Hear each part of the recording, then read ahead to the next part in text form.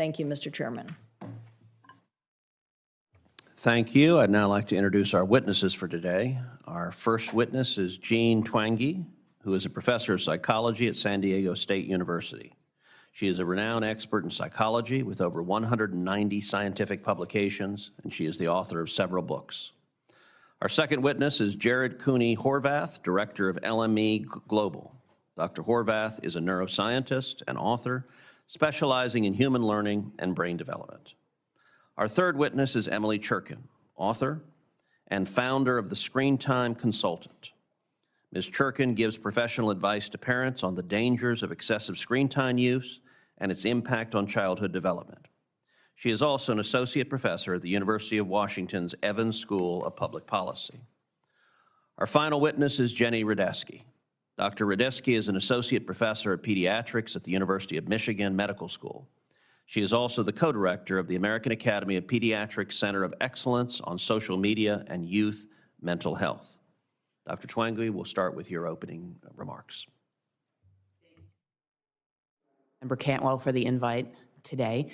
My name is Jean Twenge. I'm a professor of psychology at San Diego State University. I'm going to base my remarks on the slides that you should have in front of you. So I research generational differences. I've been doing that for 3 decades. I got used to seeing changes that were big, but they would take a decade or 2 to get there.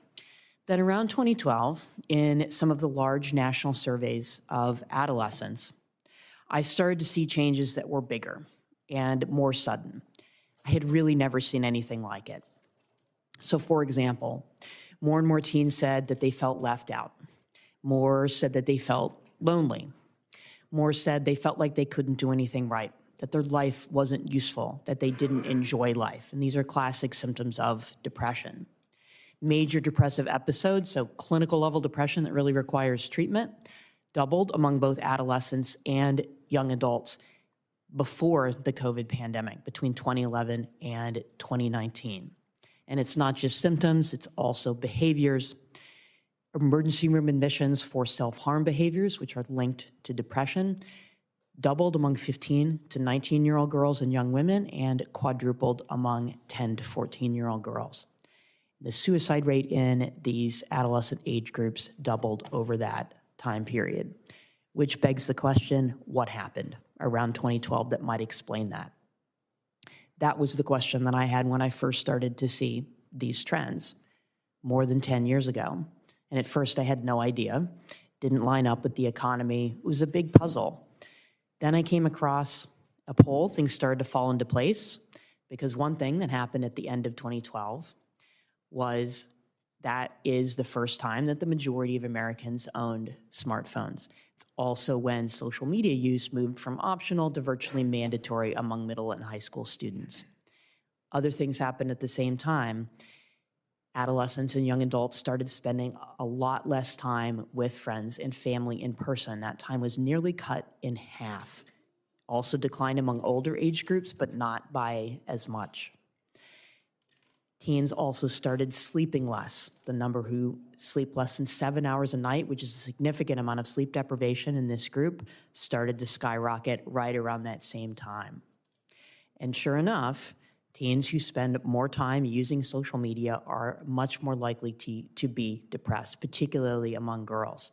A study in the UK found that heavy users of social media among girls were 3 times more likely to be depressed.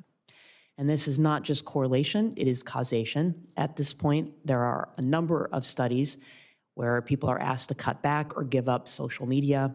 There was one with families, so children and adolescents, done in Denmark. They severely restricted children's screen time. And at the end of that time, the parents reported that the children were less likely to have anger issues, less anxiety and depression, and fewer total difficulties. And it's not just mental health. Academic performance among U.S. 8th and 12th graders also began to decline around 2012. And the same pattern is seen worldwide in the PISA data set.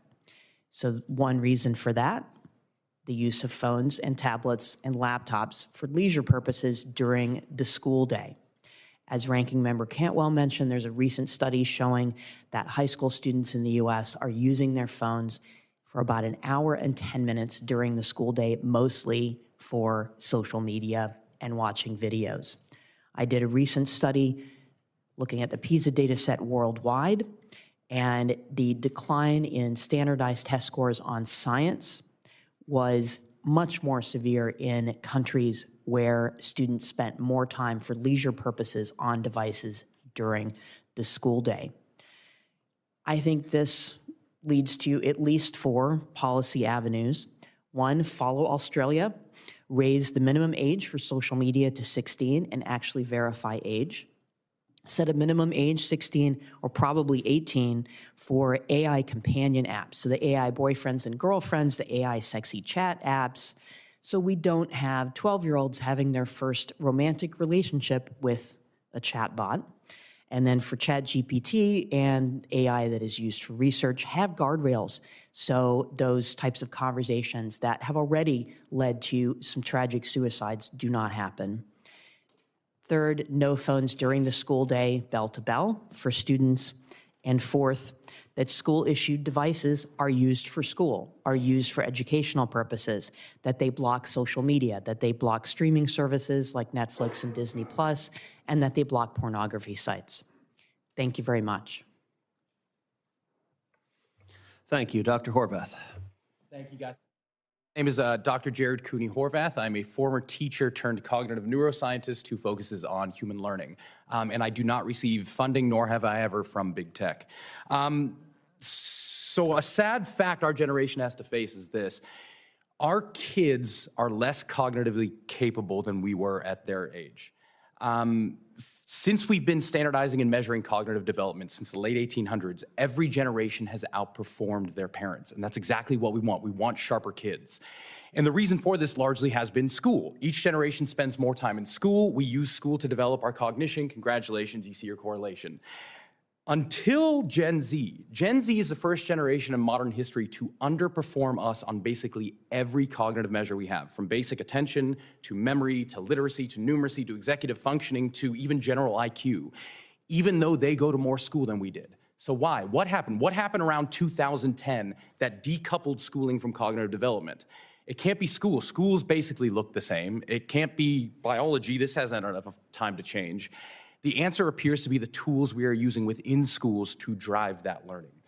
Across 80 countries, as Jean was just saying, if you look at the data, once countries adopt digital technology widely in schools, performance goes down significantly, to the point where kids who use computers about 5 hours per day in school for learning purposes will score over 2/3 of a standard deviation less than kids who rarely or never touch tech at school. And that's across 80 countries. Bring it home to the US. Let's go to the US. We have our NAEP. That's our big data.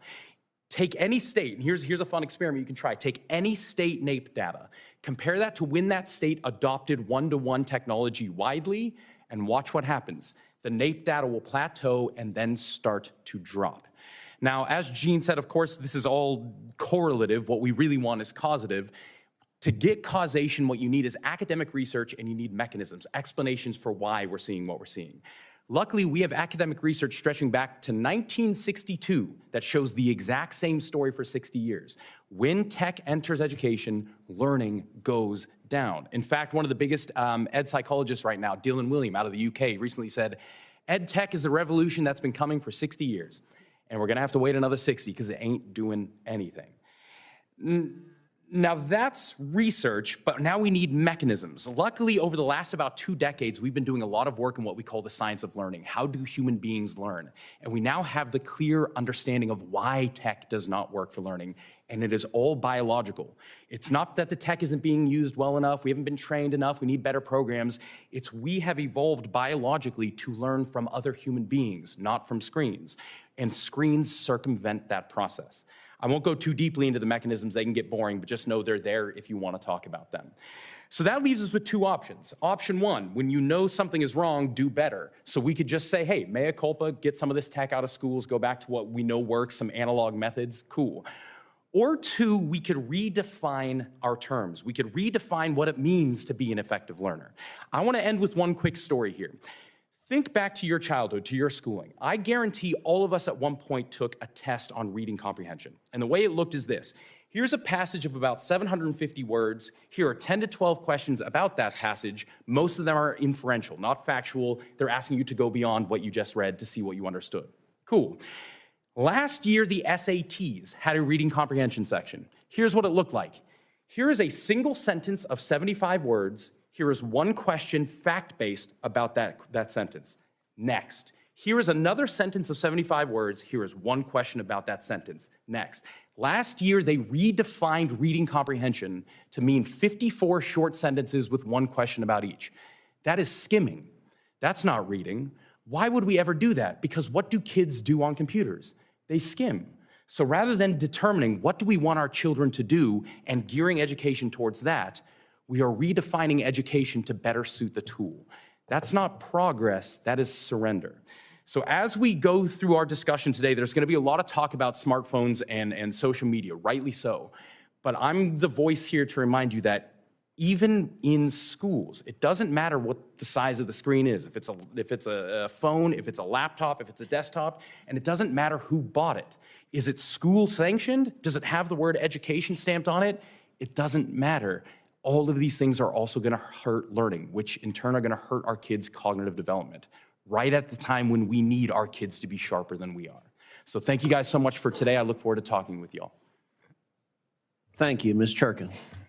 Chairman, Member Cantwell, and Senators, thank you for the invitation to speak today. My name is Emily Cherkin. I'm a parent, author, speaker, and on faculty at the University of Washington. I do not accept funding from tech companies for my work. I am here today with a warning. Technology is fundamentally changing childhood and, in the process, undermining parents and threatening the very health of democracy. Let me paint you a picture. Today in America, 40% of 2-year-olds have a personal tablet. Children 8 to 18 are averaging 7.5 hours a day on screens outside of school hours. Nearly 90% of American public schools provide children with internet-connected devices for learning. Occupational therapists tell me they have to teach young children how to turn the pages of a book. Preschool teachers report that toddlers don't like getting their hands dirty anymore. I know one teen so addicted to his phone, he seals it in a Ziploc bag and brings it into the shower with him. 26% of 13 to 17-year-olds use ChatGPT to do their schoolwork, which they access on laptops school gives them. My own university students have never received handwritten feedback on their papers. Elementary school children are literally falling out of their chairs in classrooms because they lack the core strength to sit for long periods of time. One child viewed more than 13,000 YouTube videos in less than 3 months at school on his school-issued laptop. This juxtaposition of childhood innocence and technology's overreach can be seen in a final anecdote. In a class of middle schoolers still losing their baby teeth, they imitate sex noises they hear online. But doesn't technology make our lives easier and prepare our children for the future? Unfortunately, no, in spite of the rosy claims made by technology companies. As a result, the wholesale restructuring of childhood around screens is catastrophic for children and families and has led us to 4 crises. First, a mental health crisis. Screen use before 2 years of age is linked to accelerated anxiety by age 13. Today, 1 in 3 teen girls has seriously contemplated suicide. The youth mental health crisis is so dire it has elicited a warning from the Surgeon General. Second, we face a learning crisis. As schools double down on ed tech products, reading and math scores are plummeting. One study found that investing in air conditioning yields a 30% increase in learning outcomes over investing in technology. We are quite literally wasting education dollars on ineffective technologies. Third, a crisis in creativity. A 15-year-old in Kentucky told me that she feels like the older kids are the lucky ones. In an after-school elementary drama class, she said to the younger children, "Let's pretend we're flying." They looked at her and said, "How?" If children can't pretend to fly, they cannot imagine and therefore cannot innovate. Creativity means having an original thought. Technology access in childhood does not enhance creativity, it kills it, and this threatens the future of entrepreneurship in America. Remember, today's tech giants had analog, play-based childhoods. Finally, the enmeshment of technology in childhood is creating a crisis for our democracy. Thomas Jefferson said, "An informed citizenry is at the heart of a dynamic democracy." When children spend hours being fed algorithmically driven rage bait content designed to increase engagement, they lose the ability to form their own opinions, detect bias, and think critically. Informed citizens? Hardly. All of this is by design, of course. Technology companies build their products to hook and hold our attention, and children's brains are especially vulnerable. To make their products safer, tech companies would have to compromise profits, and they don't want to. As a result, the business model of big tech and ed tech is fundamentally at odds with child development, and its intrusion into family life undermines the choices parents can make. This is not a kid problem. It is an adult problem that is impacting children. But parents especially need help. Parents might delay access to smartphones and social media only for their children to view TikTok videos on a friend's phone. Parents can block YouTube at home only to get direct access for their children on school laptops. Senators, I invite you to think about your own childhoods, the teachers who inspired you, the awkward social moments, triumphing over a difficult high school essay, making or not making the basketball team. We remember these moments because in the discomfort, we learned something. Friction is the learning process. When we seek benefits from the convenience of technology, we forget the benefits of struggle. We've reached a moment that demands we slow down and build things, even when the tech industry insists on the opposite. Legislation like the Kids Off Social Media Act is a start, and I believe we can go farther. Just as we have done with regulating alcohol and tobacco, we can do so with technology too. Parents are not naive. We know that our children will use technology for work and life and adulthood. We just want to ensure they have a childhood first. Thank you. Thank you. Dr. Radesky. Thank you, Chairman Cruz and Ranking Member Cantwell. I'm so happy to be here for the opportunity to testify on this important issue. I'm a developmental behavioral pediatrician at the University of Michigan, where my NICHD-funded research lab examines how children and parents use technology, how this impacts parent-child relationships and children's self-regulation. I do a lot of translation of research into either policy or clinical guidance through the American Academy of Pediatrics, including their Center of Excellence on Social Media and Youth Mental Health. And last year, I led the first behavioral team at the Federal Trade Commission, where I helped a bunch of really great teams enforce cases related to child well-being. I need to say my testimony today reflects my own views as a researcher and clinician, does not reflect the views of the Federal Trade Commission, any of the commissioners, the AAP, or the University of Michigan. Parenting around technology today is exhausting, and many young people are really struggling with healthy relationships with technology. We often blame ourselves for this, but there are systems-level reasons why this is happening. The digital ecosystem has been shaped by a move fast and break things ethos, which means digital products are released rapidly, they get to scale before they can consider what youth really need, the unique ways that young people think, feel, and relate that are different from adults. Most digital products used by youth were designed by adults for adults and then, retrofitted in minor ways once harms were realized. And tech companies are often designing their products to optimize engagement. So they follow metrics like daily active users, view time, but this is often at direct odds with what we need as parents to get our kids a good night's sleep or to focus on their homework. So that's why it's not sufficient to just talk about screen time.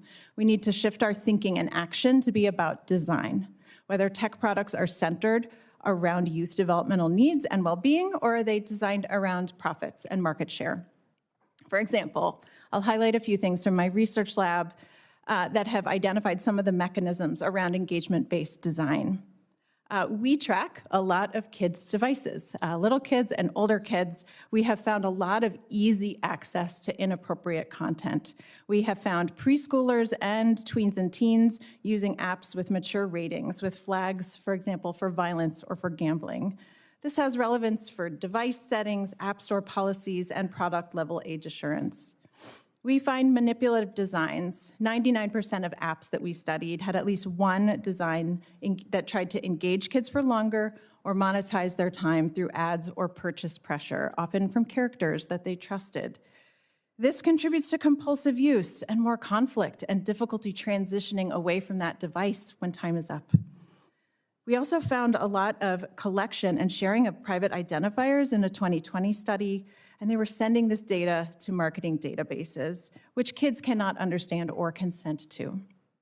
And finally, when we track teens' phones, we see lots of designs like frequent notifications or use of social media with algorithmic feeds that invades other important spaces for youth development, like school, sleep, or having a conversation with your family.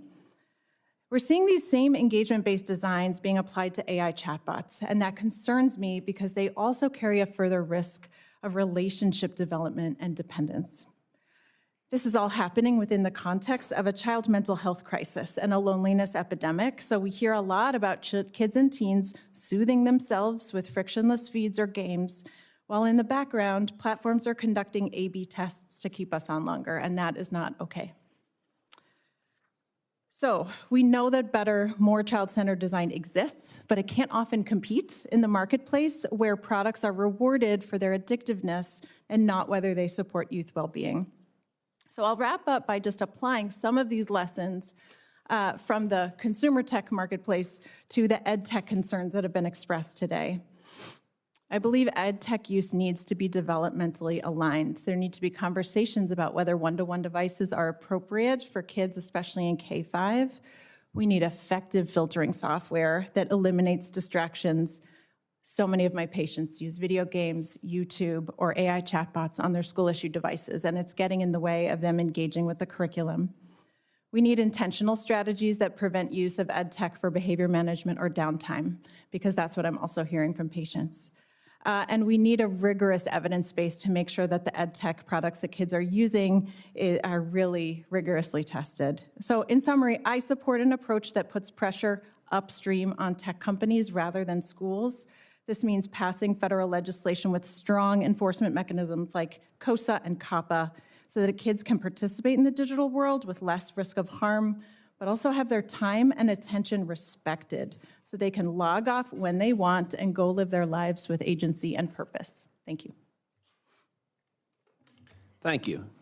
All right, I want to start with Dr. Twenge and Ms. Cherkin. A lot of parents feel helpless right now.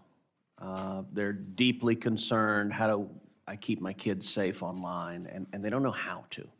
They don't know what to do. And my first question is simple.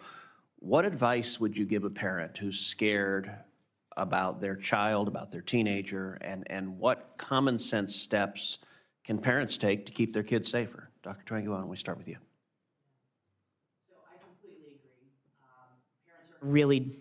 agree. Parents are in a really difficult position these days, but I also strongly believe that as parents we shouldn't give up. And I have 3 teenage kids myself, so I'm living this every day. So first, delay giving that smartphone as long as you possibly can. If you feel like they need a phone, give them a flip phone, give them a phone designed for kids that doesn't have internet or social media or those AI companion apps. Delay them getting social media for as long as possible. So what I hear really often is, then my kid will be the only one, and they tell me they have to be on social media to have friends at all. That's a complete myth. Kids have so many other ways they can communicate with each other online. They can FaceTime, they can text, they can call, they can even better go over to each other's houses. My 19-year-old said to me recently, this is very meaningful and correct. She said, look, if there is someone who will not communicate with you unless it's through a specific social media platform, that person is not actually your friend. You can find other ways to do this. So we do have to hold the line as parents. It is not easy, and I know that myself, but we can take those steps to keep our kids off social media until at least 16, if not 18, and just put off that smartphone as long as possible. Ms. Cherkin? My approach is what I call tech intentional, and there's 3 parts to this. Later is better, less is more, relationships and skills before screens. I'm also a parent of 2 teens who are here today to hear this, and I will tell you that parenting in the digital age is the hardest thing I've ever done, and I taught 7th grade for 12 years. So I really want to extend my sincere empathy for parents struggling. I often say this isn't our fault, but it is our responsibility to do something. And we are learning about what's good and what's not good when it comes to screens in children. So when we know better, we need to do better. And to that point, I really believe that parents have an opportunity to be the role models for their children as well. We talk a lot about how this is children's use, the way it's impacting children, but adults are terrible users as well. It doesn't take much to look around and see people on their phones totally distracted ourselves. So how we behave is how our children will behave. And I really also cannot emphasize enough the importance of collective action, that being that first parent to say, wait a minute, I'm gonna delay, and then finding a second and a third parent to join you makes this effort a lot easier. So we just need to get to a tipping point. But to all the parents out there who are struggling, you're not alone. This is a pretty universal problem. Thank you. And I have to admit, I find it comforting hearing that both of you are struggling. I am the father of 2 teenage girls, and I think Middle East peace is easier than raising teenagers.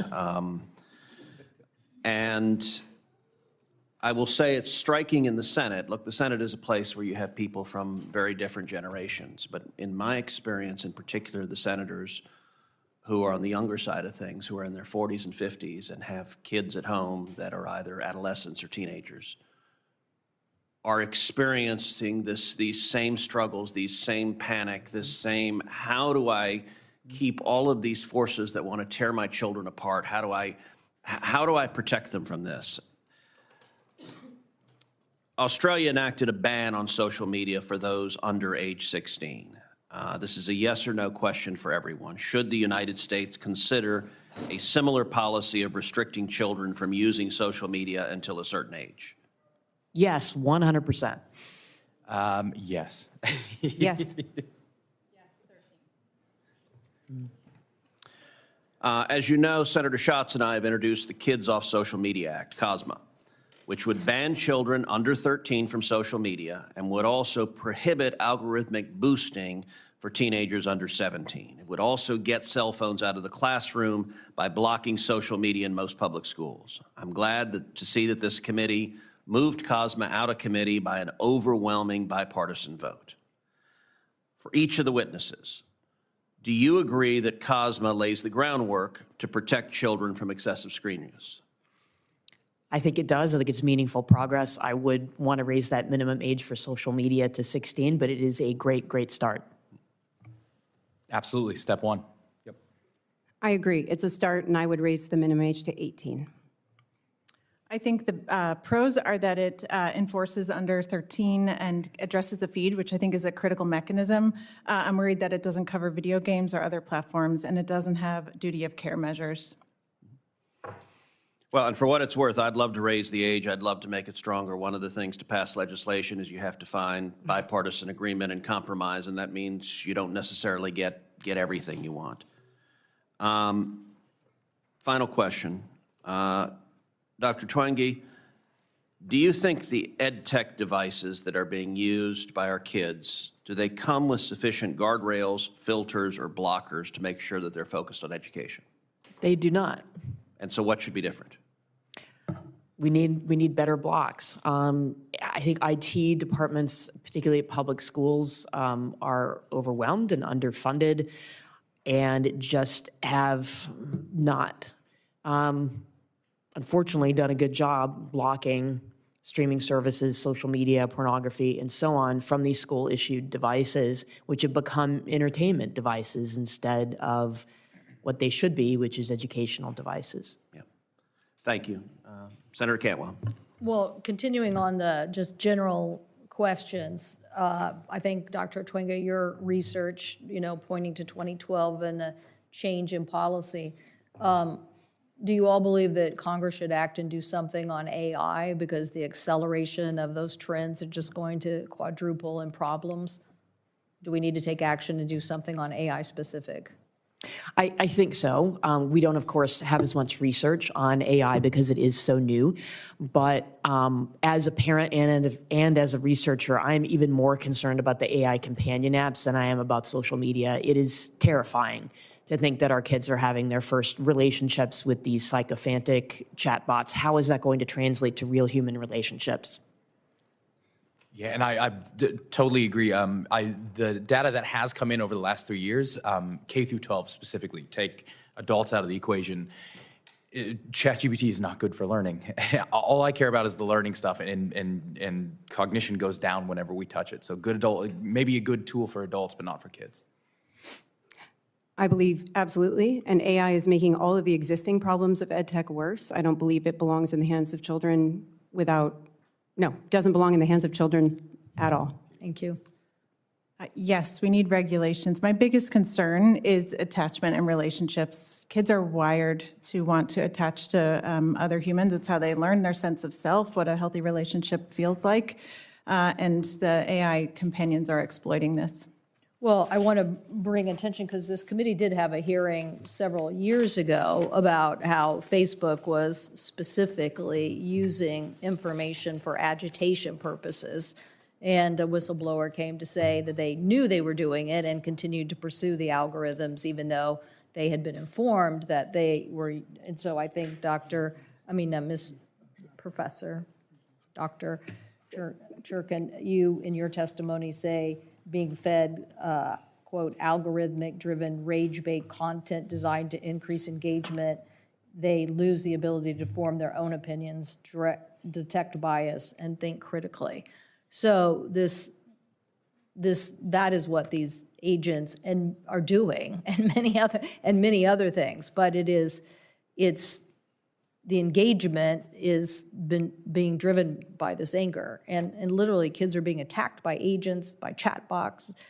The Grok situation, it is like they are purposely being used against children. So, Dr. Radesky, you said Michigan was working on a few solutions. I brought up all these bills that we need to pass here, the Blackburn bill, the Markey bill, doing something about AI and privacy. What else is Michigan doing that's further helping in reining in the bad practices? Yeah, Michigan just introduced a companion chatbot bill that is restricting the use of companion chatbots that have the potential to encourage self-harm, suicidality, violence, drugs, alcohol, or eating disorders. They're restricting AI chatbots from providing mental health therapy, suggesting illegal activities, producing CSAM, engaging in erotic or sexual interactions with youth, which is a big engagement way that chatbots have been trying to get more users, and limits on optimizing for engagement. And I think it's important that states be able to pass AI bills. Thank you. And what about this issue related to TikTok, where the chat boxes are specifically attacking kids on things like eating disorders, some of the Rutgers information? How do we get the word out that this is what's happening? You know, we're doing a good job here evangelizing that we need federal legislation on AI, but what else do we need to do to get parents to realize that TikTok itself and the tools used there are attacking kids? So some social media companies are embedding AI chatbots into their user interfaces, which is one way that kids are discovering them. So we need rules about being able to inactivate them without having to pay to inactivate them. And we need to make sure that families also can opt out of things like an algorithmic feed or having the presence of AI chatbots in products their kids are using. Okay, but clearly people don't understand that TikTok itself is being used this way. So. Well, I'm not as familiar with the specific case that you're talking about, but our general approach in helping families is, number one, to talk with kids about what they're seeing. Use news reports as conversation starters, because when you hear about a case like that, you can say with your kids, are you hearing about this? Are you seeing this in your feed? What are you doing about it? What do you think tech companies should do better? That's a much better way to kind of open the conversation and hear kids' solutions, and then motivate them to perhaps take a break from that, you know, from TikTok or whatever platform is, which they think is using unfair practices. I think we need to be very loud and clear that the federal government needs to do something on AI. That you here are telling us the problem with social media, but you're basically saying AI is way worse. So it's time to step up. Thank you. Thank you. Senator Curtis. Thank you, Mr. Chairman. Thank you, Ranking Member. Thank you, witnesses. I couldn't help but think during your testimonies that I wish I could transport my kids here. They're in their 30s and 40s, so I've got my grandkids, 18 of them, who I worry about. And I also had a little moment of reflection during your testimonies to my childhood. And there was a similar conversation at the time about how bad TV was for young kids. But imagine the difference between me coming home after school and flipping on the TV and seeing content that had been put out there, right, for everybody versus that TV didn't know who I was, right? That TV didn't have a world full of people thinking ahead that next time I turned on that TV, they were going to show me this content to influence me to do this thing. And it's really very, very different because of this vast network that's kind of behind that TV, right? Targeted at that young child who's going to turn that on. So I have a series of questions. They may almost be rhetorical, so I'm going to go through them rather quickly. And instead of asking you for an answer, you just give me a nod. And if you want to say no, then I want to hear from you. But I want to codify, I think, some of the things that have been talked about into some real specifics for people that might be listening to these hearings. So the first one, are algorithms designed to be addictive? Okay, yes. Do those systems or algorithms often function in ways that resemble addictive or compulsive use patterns? I'm getting yes. Do you believe these companies have internal data to measure when their products are driving unhealthy usage patterns like late night use, compulsive refresh, and escalating content intensity? Does their business model incentivize profit over well-being? All right, I got it. Just for the record, we got unanimous yeses on all of those. I had intended to ask you all if you were aware of specific research that documented this, and Dr. Twenge, you gave us this. So I'm going to change that question to, are any of you not aware of data that documents all of this? I'll jump in, there's a court case going on right now, I believe in California, that Meta and a lot of these companies had to release a lot of internal documents, so people are going through them now. Exactly what we feared is coming to pass. Yeah, in a hearing in this room before, I've actually compared this to the tobacco hearings, where executives were brought up and they had data, they had research that it was harmful, and tried to tell us it wasn't. I actually believe in a hearing not too many years from now, we'll have a similar hearing with social media companies. I'd like to, just for a minute, pivot just a little bit and talk about the impact of this, not just on children, but on everybody. Last year, Senator Kelly and I introduced a bill. It's called the Algorithm Accountability Act that would finally let people have their day in court if they were harmed by algorithms.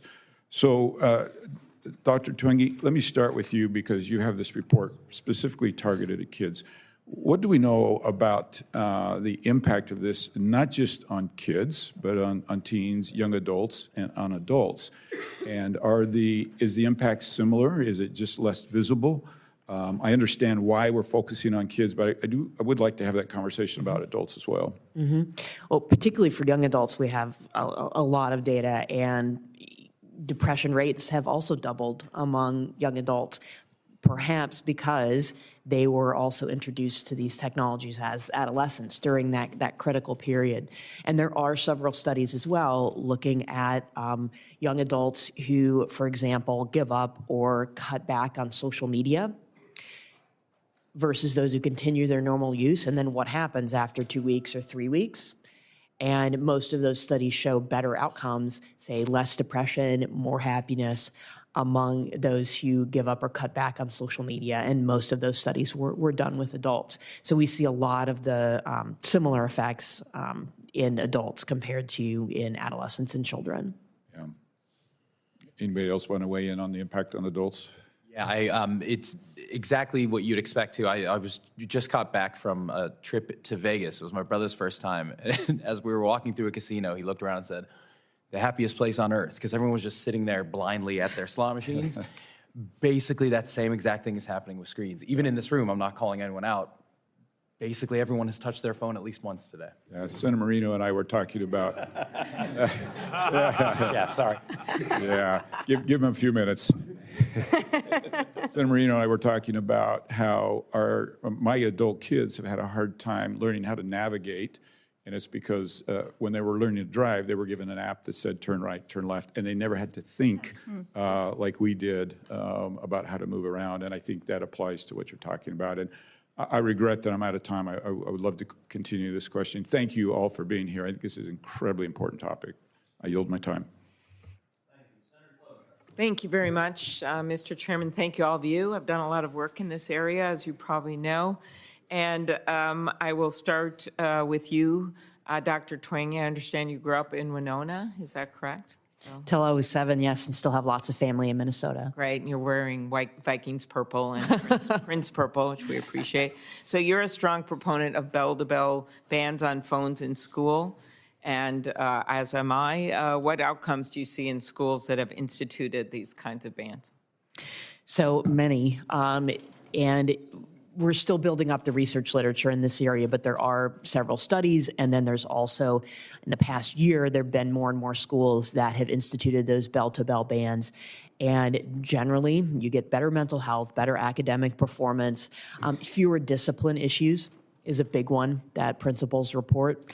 So some good outcomes that we really want to see. Very, very good. Thank you. I think it's good to get those out there as schools, more and more schools are looking at this. Dr. Radesky, social media platforms generated $11 billion in revenue in 2022 from advertising directed at kids and teenagers, including over $2 billion in ad profits.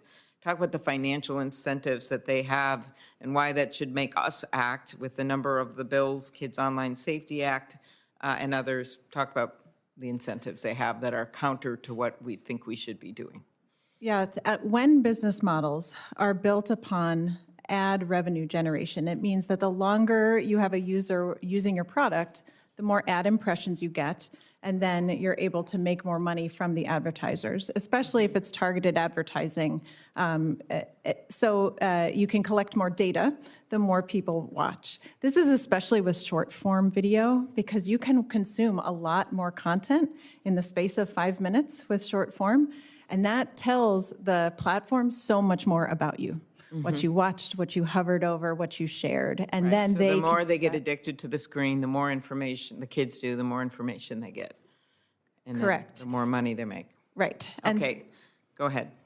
One of our first studies we did on kids' apps, we looked to see how many ads were showing up, and it was remarkable how many were popping up in the middle of gameplay. They'd have banners across the bottom for things like bipolar disorder treatment. It was Unbelievable. clearly So in your inappropriate. testimony, you also expressed concern about AI chat boxes, and how do these toys interfere with kids' development?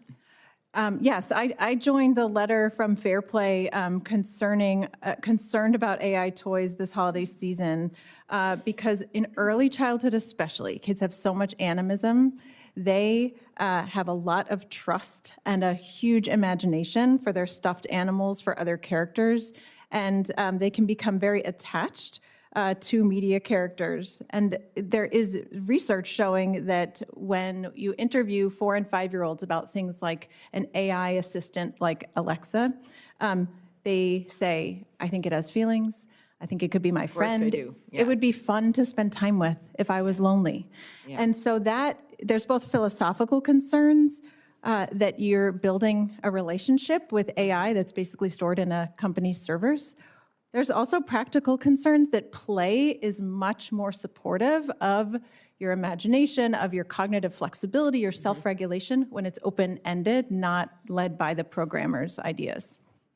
Completely.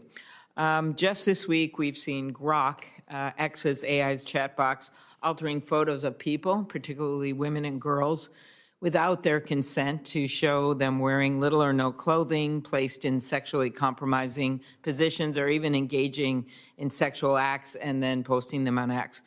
So I believe that these posts are violations of the Take It Down Act that Senator Cruz and I worked very hard to get done. The criminal piece of this involves those that are posting, but the platforms are also required to take it down. That's taking effect in a few months. And there have been many even conservative commentators who are very concerned about this, and it just shows, like, if we're not even going to put these rules in place, why we need guard rules federally, even if the risk of being sued. How can these intimate images, including deepfakes, impact young girls' psychological well-being? It's an incredibly negative impact, and it needs to be taken very seriously. It affects a sense of shame, it leads to feelings of suicidality, depression, anxiety. So we shouldn't underestimate the impact on the young victims. Did you want to add anything, Ms. Cherkin? I would just say that, all of these apps are designed for engagement, right? So it's social media, the notification apps, AI chatbots, but also the products that are being used in schools are driven by the same engagement process. So the ed tech apps, the gamification of quote unquote educational content is equally concerning for me as well. Yeah, I'm just shocked that they won't change this and take it down. And it shows what we're dealing with right now. Exactly. And it really shows where at least one company is coming from. Thank you. Yes, thank you. Thank you. Senator Schmidt. Thank you, Mr. Chairman, and thanks for having this hearing. I think when I was an attorney general in my previous job, we dealt with a lot of these issues, including the censorship case. And so I think there's like a triple, three-headed sin of, you've got the criminal aspect, which I think everyone can kind of agree needs to be dealt with. You've got the under 18 or the kid aspect, which is the focus here, which I'm glad we're doing. Then you also have this kind of, the Section 230 protections, which in a perfect world were meant to have an open platform, and that's why you had the liability protections. The problem is when the social media companies become publishers, not platforms, they should lose that Section 230 protection. There's not really been a hammer behind that. But on the kid aspect, which is my hope that we can find broad agreement, bipartisan agreement on what to actually do about it, which is why you guys are all here, and I appreciate your testimony. I want to dig a little bit deeper into, I guess, the business model or how you guys see it or what you've, through your research or in your testimony. Dr. Radesky, you found that early childhood YouTube videos had the highest advertising load. And in some cases, the ads were longer than the videos themselves. Why does YouTube intentionally overload children with ads? There's a huge market for young children's content on YouTube. There's a couple of reasons for this. One, it's very successful. Two, parents of young children are exhausted, and so they use YouTube to occupy kids. And so there's tons of ad space to be filled. There are even, I've seen YouTubers who are now instructing other YouTubers on how to create AI-generated content for young children, like little nursery rhymes, because they know it's a huge source of ad sales. So I think there should be limits on the ad load and the way that kids' attention is monetized. This is I don't know the answer to this. It's an open-ended question to you or anybody else. So I'm Gen X.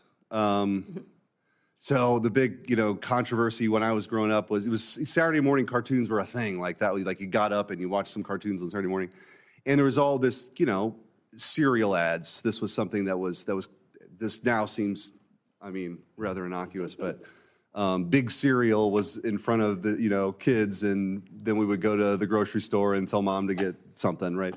How is this different than that? I think I have some idea, but how do you guys, why is this much more significant and different than that controversy maybe in the 80s? It's an element of control and directability. Is when we were growing up watching TV, and there's an argument to be made, TV was bad for us, so were the ads for us, just not as bad. There was, you had no control. Like we were talking about earlier, whatever was on the TV, we all watched it. So there was a certain element of collectivism where our identities were formed around one thing that none of us touched. Today, it's all individualism. Everything you watch will be geared towards you, which means the ads you see will be geared towards you, and it shoves you into a very small path, which really narrows your identity and who you can. And what all of you are saying is that study after study shows you that the further down that path you go is really destructive to a kid's mental health. Bingo, right? Bingo. It isolates you and it leads to loneliness and things. And as I have a special needs son, but I have 2 teenage daughters, and so I can, we live this also. So I think as a legislator, you bring those experiences. It's very difficult. Dr. Twenge, I want to ask, most American teenagers use YouTube and TikTok daily. You've described TikTok's algorithm as very sophisticated and very sticky, meaning that the more a child uses it, the more likely he or she is to be depressed. Do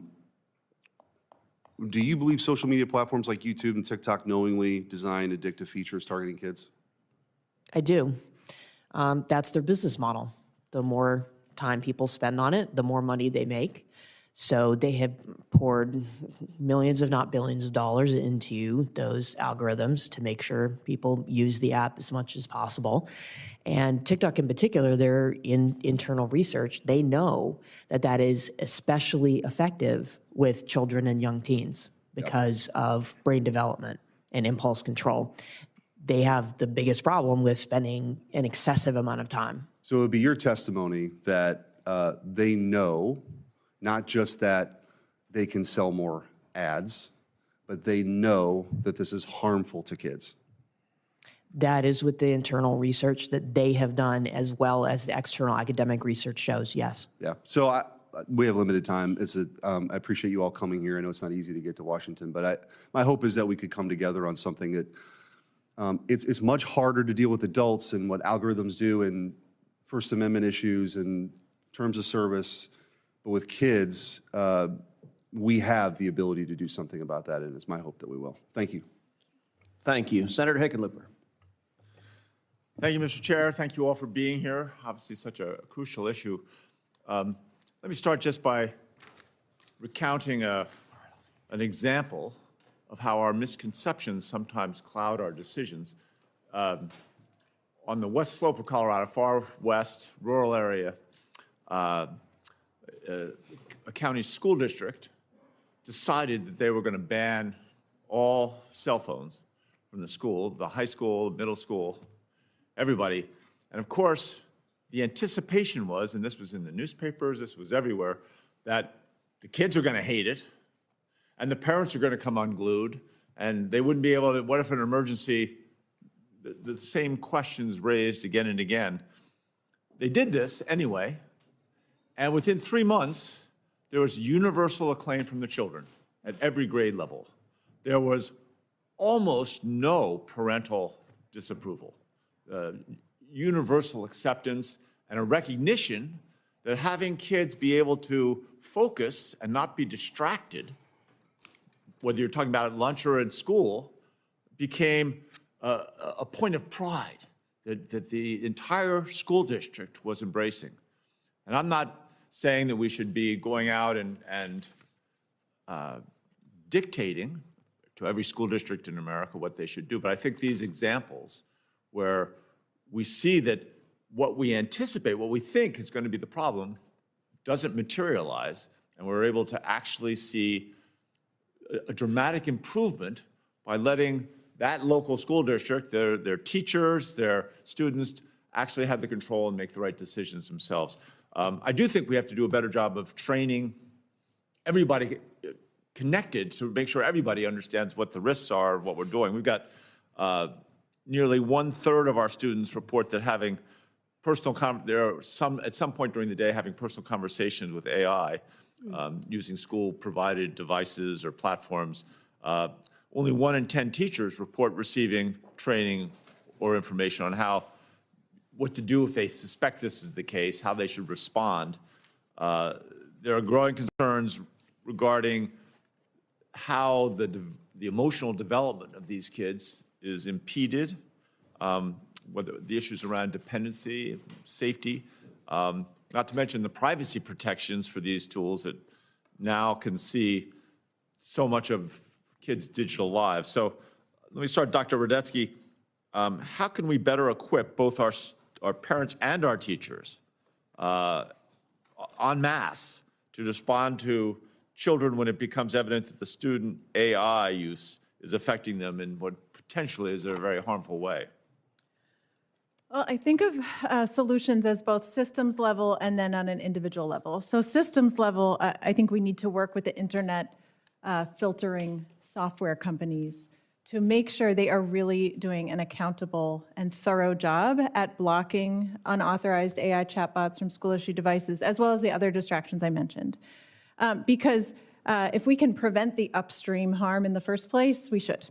Second is through the AAP Center of Excellence on Social Media and Youth Mental Health, we've been providing trainings. We've now trained over 25,000 either teachers, parents, clinicians on how to engage with youth around the challenges around social media, and we plan to do the same around AI because we're getting more questions about it. So if there can be really, national trainings to help people talk about it, kids are going to AI when they're lonely, when they don't know who to talk to. They're worried about being judged. And so we also need to help with the connection skills and the relationship skills so they feel like they have human connection. I couldn't agree more. I think, and I'll try and be concise on this question, because I think one of the issues is active versus passive engagement with technology. And I think I'm on Maslow's pantheon of scientific success, I was a geologist, which is down near the bottom. Perhaps the least, I'm going to get myself in trouble with geologists all over the country, but less mathematical and technical than many. But I spent years working both as a mayor, as a governor, on our workforce pipeline, very concerned about the engagement of kids with STEM at an early age. All the modern jobs, kids have to be fluent with technology. But again, we need to protect them, as we're all discussing, from some of the downsides of social media and AI. Fields like quantum computing or semiconductor innovation, kids have to understand on a deep level, and they just can't have AI answering every question for them without them exploring. So, and I'll ask any one of you, I'll let you fight over who answers. If we're going to really build the problem-solving and technical skills required for jobs of the future, how can parents and educators encourage the active over the passive style of learning? By eliminating K-12 one-to-one connected devices, because none of the people who were successful in those skills as adults had those as children. And so if we want our children to be set up for success in the future, we actually need to give them a childhood filled with analog skills first. And I bet Jared has a thought on that. Yeah, technology is a tool for experts to offload their skills. I know how to do stats. I don't feel like doing it. This tool helps me do it. They are not tools for novices to learn how to become experts. When they offload before learning the initial process, they have no clue, and now they're at the whim of whatever the machine tells them. And so I think one of my favorite statistics is the only time we've measured digital literacy. It's called the ICILS. It's the only international test on this. 2013, 2018, 2023. Between those years, the percentage of kids who are digitally literate has dropped 22%. Yet the amount of money we have spent has increased by $6 billion, and the percentage of kids who spend time every day on a computer at school has gone up 550%. So clearly, the secret to learning how to use tech is to not use tech. It's to learn analog, learn how we normally learn, and then use tech once you already know how to think to make that thinking easier. So that's what we're kind of seeing. Thank you. I appreciate this. We can go on. I could spend an hour having that discussion. I yield back to the chair. Thank you. Well, and I will say, Senator Hickenlooper, is a word of encouragement. In Texas, we love geologists. Senator Moreno. Thank you, Mr. Chairman. I'll start with you, Dr. Radesky, and know that I was on my phone to make certain my two daughters who are raising a 4-year-old and two 2-year-olds were listening. So you're speaking to them and to the American people when I ask you these questions, Dr. Radesky. How much of a threat is this to children? Or maybe said a different way, is there a greater threat to the children of the United States of America than the topic we're discussing today?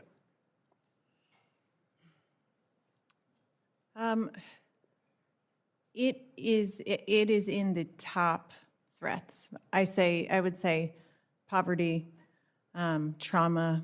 But all those things are related, right? Because if you don't have a childhood that allows you to learn and develop, right, you probably aren't going to be in a good situation to be set up for the future either, right? Yes, and all of these interact too. So if you have highly stressed families who don't have enough resources, they often over-rely on technology, both for managing kids as well as for learning. And so there's often more privileged families are able to have more boundaries and find more high-quality tech products. So I do worry that because it is so ubiquitous, it is interconnected with so many parts of childhood now that it really does feed it. And it's something that's modifiable. It's something that you can regulate and that you can peel back in some ways when it is not supporting youth development. Right. And Mrs. Cherkin, you're on the same page with me when the question was asked about the age for social media, because I think we're dancing around the problem here. When we say that we have social media as an issue, well, why would we allow social media for minors? And we have a very strict definition in this country of what it means to be a minor. You have to be 18 years old. So could you even remotely make the case, Mrs. Cherkin, for anybody under the age of 18 to be allowed to access social media? I mean, no, I don't believe it's needed. I think it's becomes a social pressure, especially if you pick 16, it's the middle of high school. So you're saying no to the pre-16, but yes to the over, and how confusing that will be and difficult in a multi-age school environment. And 13 is even worse, because now you're talking about middle school. So the point being that it's easier to just say writ large, under the age of 18, you can't use social media, because there is all kinds of problems in all these platforms. And we can dance around it, we can say you can do this or that or the other, but at the end of the day, we don't allow children to smoke. Agreed. That's not controversial. There's nobody, well, maybe a few lobbies that are saying that children should have access to cigarettes. But almost this is worse than the cigarettes for this generation. It is a health harming At least it's visible. A product. parent can see, hey, my child is smoking a cigarette, I'm going to stop that behavior. You may not be able to see what they're seeing on social media. And it's almost the same kind of reaction. Like if you look at people who have addiction issues, when you remove what they have, they go through withdrawal. We understand that. We see that same kind of behavior on children who are given iPads. They're on an iPad for half an hour, 45 minutes, an hour. I would disagree that that's a demographic issue. I have plenty of friends that have plenty of resources that park their kids in a corner with an iPad. So, but then you try to take the iPad away, and the kids resemble withdrawal symptoms. Do you see that, Ms. Cherkin? Yes, these are health harming products. They trigger reactions in people that are, and especially in children that are unsafe. And I believe that it is in the best interest of all children to limit their access. So definitely 18 years old, under 18, no social media. That means no AI. Correct. And it makes our jobs a lot easier. It's just simple. Over 18, you're an adult. We have a universal understanding that once you're an adult, you are treated differently in this, from the nature of laws. And Dr. Horvath, from your perspective, does the same kind of logic not apply to smartphones, where if you're a child, why would you have access to a smartphone that then just makes it more complicated for the parent to have that discussion? Yeah, I struggle to find any reasons anyone would need social media or a smartphone, but I could see why as adults do your thing. But before 18, if you have, the only argument you say is I need to get a hold of my kid, flip phone or the school phone. There's a phone at the front of the school that's been working for 100 years. Go to there. Yeah, I mean, Senator Schmidt mentioned he's Gen X, so am I. We were the last feral generation in America. They had to send ads on TV to remind our parents to think about where we were after 10 p.m., right? Do you know where your child is? Oh, geez. Now we track them. I'll finish with you, Dr. Twenge. Why would we, knowing how existential a threat this is to our children, and we fund from the federal level schools, why would we just not say, if a school allows children to have access to phones, you shouldn't have federal funding because you're going to cost us a lot more money in the long run? I think the point being, don't the four of you think at the end of the day, given the weight of this conversation, that we need to be much bolder in the approach to fix this and not be incremental? Social media has been around for 20 years. 20 years ago, we could have a conversation about, well, what will this do? We know what it does today. I'll let you have the final word, and thank you, Mr. Chairman. Exactly. And those types of solutions that are not incremental seem to work better. The no phones during the school day, not just during instructional time. So the kids are talking to each other at lunch, for example. There's reports that in schools where they institute that, they're checking out books from the library when they never used to do that. And to your point about 18 for social media, one strong argument for that is when you sign up for a social media account, you have to consent to give away your data. What other contract do we allow 17 and unders to sign? You have to get parental permission to go across the street on a field trip if you're not 18 yet we allow 13-year-olds to sign away their data on social media apps. Thank you. And for sake of completeness, I will have to note there are some things for which phones and technology are valuable. Senator Moreno mentioned he's Gen X, as am I, proudly Gen X. And I will point out a meme that I texted to Mike Lee and Marco Rubio last year. They're both proudly Gen X as well. And it is a picture of a shirtless dad feeding a beer to a 2-year-old child in his lap. And it says, Gen X, the last great generation before all you sissies were born. And there is great truth to the latchkey generation, and somehow we survived. And everyone Gen X is laughing like crazy, and everyone else is looking around going, I don't get it at all. So it's, if you played with Stretch Armstrong, you understand what I'm talking about. Senator Baldwin. Thank you, Mr. Chairman. Thank you to this panel. This is a really great opportunity. I want to start with Dr. Radesky. In your testimony, you described some of the risks associated with generative AI chatbots that prioritize user engagement over the safety or well-being of the individual. I heard from a constituent who shared a story with me that an AI chatbot had convinced her adult son that he had made a scientific breakthrough, although he had not. It resulted in an over 60-day stay at a psychiatric hospital. Dawn wrote to my office after this committee's hearing on the President's AI Action Plan, raising deep concern about efforts to deregulate artificial intelligence and create a regulatory sandbox. She wrote, while they prioritize deregulation, my Wisconsin family has been destroyed. So I asked Mr. Chairman that the Wall Street Journal article telling this family's story be entered into the committee's record. I ask unanimous consent that the article be. Without objection. Thank you. Dr. Radesky, given all of your research, what would be the risks of giving AI companies waivers from federal or state rules or regulations? Well, what worries me about all of the cases that have come out since generative AI has come to market is that there's case after case, which in the medical field, we would consider those sentinel events, where you need to suddenly stop using what you're doing, do a morbidity and mortality review, go to a root cause, and figure out what went wrong. You don't just keep releasing the same product. And so I'm worried that if we don't have laws where there is accountability and transparency, how are you training these models? What are your safety benchmarks? How are you responding when there is an adverse event like that?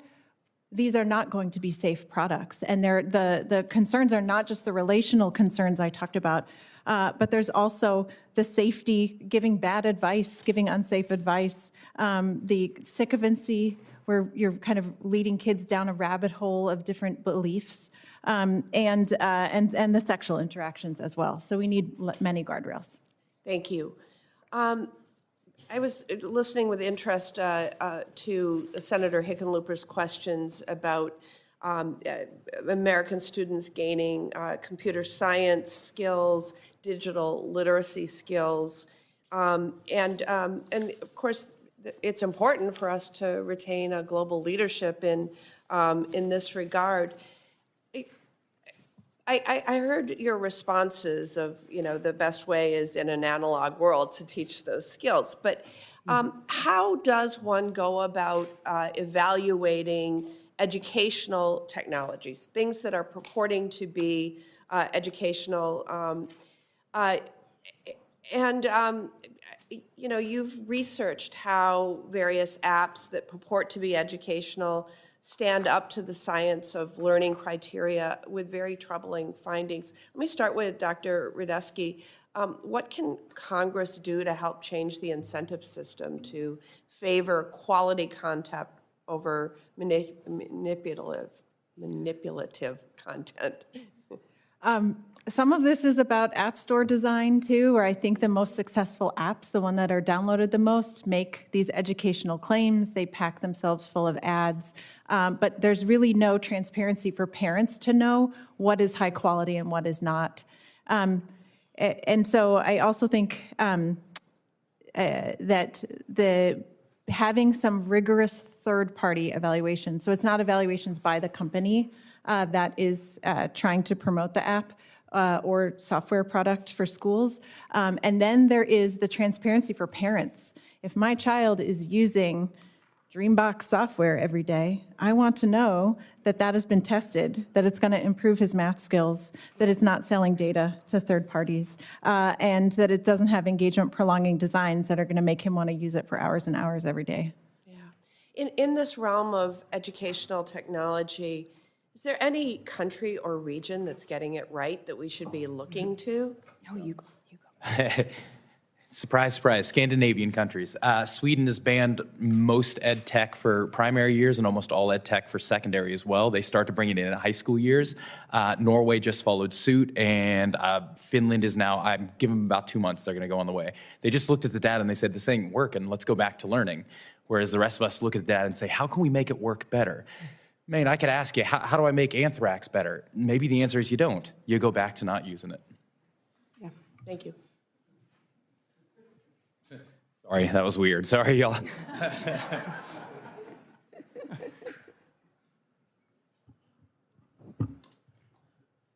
Senator Young. I'm going to defer to Senator Sullivan. Let him go Thank ahead, you, Mr. Senator Chairman. Young. Senator Sullivan. Mr. Chairman, thank you. And by the way, I didn't think that was a weird answer. I kind of loved it. That might be the takeaway from this hearing. So anthrax and big tech. Anyways, Mr. Chairman, thank you. And thank for holding this hearing. It's such an important hearing. And I want to thank the witnesses. Look, we got to get our arms around this. And I want to talk a little bit. But again, I just want to have you guys touch on some of the facts. And then I want to talk about a bill that I had just passed the Senate right before Christmas. We're trying to get the House to pass it. And it's, I think, an important step on one element of trying to address this. But you saw in 2021, the Surgeon General released an advisory report on youth mental health that said, that cited a 2019 study that found 1 in 3 high school students and half of female students in America reported persistent feelings of sadness and hopelessness, an overall increase of 40% from 2009, so in 10 years. So you guys are all experts. Do any of you think that that is not directly related to the rise of online, young Americans staring at their iPhones 5 hours, 6 hours a day? Aren't those completely correlated? I mean, there's just no doubt, right? Does everybody say yes on that? Okay, I would agree.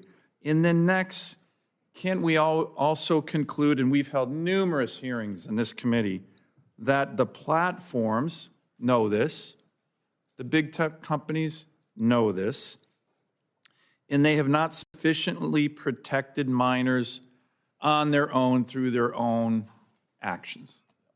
Isn't that another conclusion we can just definitively, you guys are experts, so we've had many hearings here.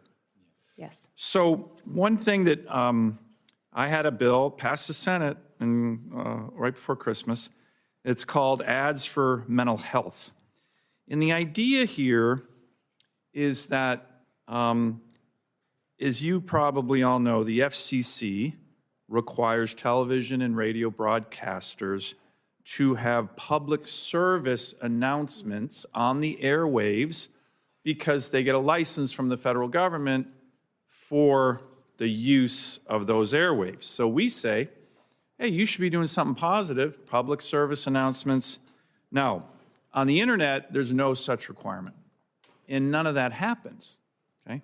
So my bill is the first of what I'm hoping is 2 steps. One, it just requires a reporting for online advertisers to report back to us saying, hey, here's how much we spend on public service announcements to help with mental health or eating disorders or something like that. Now, pretty much anticipating that the number is going to be 0, okay, because they're not doing that.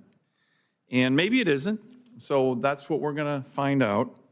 But it's also meant to encourage them to kind of get off their fannies and say, hey, if you know this and you're not doing enough, maybe starting to put public service announcements that are positive, that can help young people, is something you guys need to do voluntarily, quit pretty quick. You got a lot of money, some of the richest companies on the planet, or else step 2 is going to be us mandating that they do it. The way we mandate, the way the FCC mandates television and broadcast and radio stations to do it. So I want to get your sense on what you think of this plan, because it's already moving. The House is probably going to pass my bill soon, and that's step 1. What have you done? The answer is probably going to be not a lot. Okay, then we're going to say step 2. Okay, then we're going to mandate the way we do television stations and others. So what do you guys think of that real quick? I know I'm almost running out of time, but it's an idea. It's not going to solve everything, but it could help. And they need skin in the game. And it's one element of a policy action that I think can matter. I'll just throw it out to all you guys. I think it's great. I think you should involve youth in planning some of the design of these PSAs and look at Couldn't agree more, by the way. New Zealand's Keep It Real Online campaign, which uses humor to address some of these really stigmatized topics like online predators. Great. Other witnesses have a view on this as we're looking to move forward in this direction. The Senate's already passed my bill, and so but we'll have round 2 here soon if we hear that and expect that they haven't really done much of all. Like you said, it's a shot over the bow, and anything that gets them waking up saying, we're paying attention now. It's no more free game. It's a great move. I agree. Others? I agree. I would say yes, except I don't want that to replace what we've been discussing about minors should not be on these apps to begin with. Oh, I couldn't agree more. This is just a suite of policy initiatives. Absolutely. Great. Great. Thank you. And maybe that speaks to what we were talking about earlier with the educational side. How do we get parents to recognize some of this? Maybe if those ads are geared towards parents, that becomes an avenue for that kind of thing as well. Good. Well, if you have other ideas, please submit them for the record, but this is one path that the Senate's already going down. Thank you, Mr. Chairman. Thank you. Senator Lujan. Thank you, Mr. Chairman. Dr. Radesky, your research focuses around child-centered design as a way to minimize harms. Unfortunately, as you stated in your testimony, studies undertaken in your lab show, quote, repeated instances of digital platform design that revolves around revenue generation goals at the expense of child well-being. What elements prioritized by social media platforms or digital product creators are directly at odds with the child's safety and well-being? Well, one is time spent. So if you have design nudges that keep kids on longer, when it might be a good disengagement point. So when you are playing a game or interacting with an app, there are lots of points where you could pause and then decide to go do other things. And often we found that on those screens, there are all of these designs that kind of overload your decision making, and they offer these little rewards for keeping on going. They don't give you an X button to go to the home screen. So it's all of these subtle designs that kids may not even pick up on, that they haven't been given the option to disengage. So that's one example. Can you provide a couple examples of design features that would mitigate harm to children? And then I'd ask you to maybe submit others to the record as well. Yes, so one would be more stoppage cues, more friction within a digital product. And what I mean by friction is that right now most designs are often frictionless or low friction. So it's just easy to keep swiping, keep engaging with content, and then kids kind of go on autopilot. And they aren't even self-monitoring to know how much time has passed. Should I stop and do something else? So there are different design approaches that can, slow down the feed, not have as much kind of intermittent rewards showing up, or there could be reminders. Like our youth advisory panel at the Center of Excellence has said, if I set a timer for 30 minutes on a social media feed, I want to be reminded what I'd rather go and do at that moment. I don't want to have something that says time's up and then you can swipe away. They want something that actually supports their agency in meeting their goals. So Dr. Radesky, this is also to you. It's about E-rate. E-rate, for those of you that are not aware, is a federal program that provides eligible schools and libraries with access to the internet for students. Critical in my state of New Mexico, and I would argue in every other state, especially in rural states. Now, those that are opposed to E-rate often say that it leads to unsupervised screen time, which is not true. There's safety programs that anyone that benefits from the E-rate program have to comply with. As a matter of fact, maybe that's one solution as well, to just lay that across all of these internet platforms. If the legislation that so many of my colleagues have authored is not going to be brought before this committee and brought to the floor. So before I get to my question, just to set the record straight, E-rate no longer funds devices. That was a program during COVID, as we all know, educational content or curriculum. It helps schools and libraries by supporting the cost of infrastructure. Now, for those that claim E-rate is unsupervised connectivity, the program that I was referring to is the Child Internet Protection Act, CIPA, which is something I believe that all of us support in the Senate. In other words, schools need to block and filter that inappropriate content and that the harmful algorithms as well. So connectivity itself is not the issue here. If we want to protect kids, we need to focus on the tech companies. Now, Dr. Radesky, what are the risks to rural and urban schools eligible for E-rate if that federal funding for connectivity is eliminated? Yeah, I practice in Michigan, and I treat lots of kids with learning disabilities who really benefit from vocational training programs. And in Michigan, a lot of that is automotive training. A lot of that has to do with computerized software and AI now. So those schools would suffer if their E-rate funding was pulled because it's helping teens get trained for real jobs. I appreciate that. Now, I'm also concerned by the increase in news stories reporting inappropriate interactions between AI chatbots and kids. My colleagues and I recently sent a letter calling out the horrendous safety record of Grok, including the recent controversy that is creating non-consensual images of individuals, some of whom are minors. Now, apparently Elon Musk did an interview, said he doesn't even know what we're talking about here. I don't know that anything happens at that company without his eyes on it. But apparently he's trying to fix it, even though he doesn't know about it. We'll leave it at that.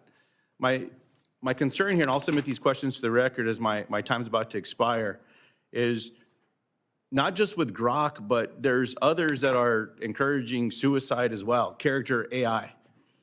So I'm hopeful, Mr. Chairman, that while I appreciate the hearing, the expertise of the panel here today, that these execs get hauled in here. If they don't want to show up, let's use subpoena power. If we're concerned about kids, then put their asses in those chairs and have them answer questions and face the families.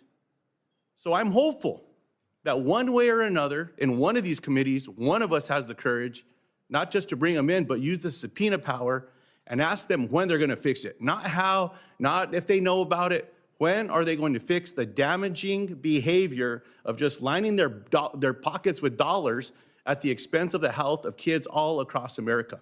Thank you for the time today. Thank you, Senator Lujan, and I will say on that latter point, you are very much preaching to the choir. Senator Blackburn. Thank you, Mr. Chairman, and thank you so much for your attention to these issues. And as Senator Lujan was saying, this is something that we do have to address. And it has been absolutely so frustrating that big tech has fought us every step of the way on any of this legislation. There are laws in the physical world that prohibit you from endangering children in any way, shape, or form. But in the virtual space, it's the Wild West. And you have companies like Meta, like Snap, like platforms like Instagram, YouTube, that really just don't care. And I had one mom I had been talking to about some of these issues. She was concerned about what was happening with her child. And I see some of my COSA mamas here. God bless you. But this mom said, you know, I feel like it's psychological warfare on my child and with what they're being subjected to. And so I think we all want to make certain we address this. Some of these toys, the AI toys that are out there, I think are very damaging. And I have grandchildren, of course, so when you hear them say they want to walk and talk, whatever kind of toy, that is a danger signal. As I tell my kids and their friends, do not buy any of these AI toys. I've got one right here, the Miko. And my staff has been quite entertained with some of these toys and things they will do, but it's very damaging. And of course, we had the Kuma bear that was telling kids how to find matches and knives and sexually explicit conversations. And when you hear some of these toys that try to replace a relationship and to say, I'm your best friend, and please don't go, and take me with you. This is just so damaging. And so, Dr. Twenge, let me come to you on that. Talk for just a minute about the impact that these have as they impact social development as well as mental health.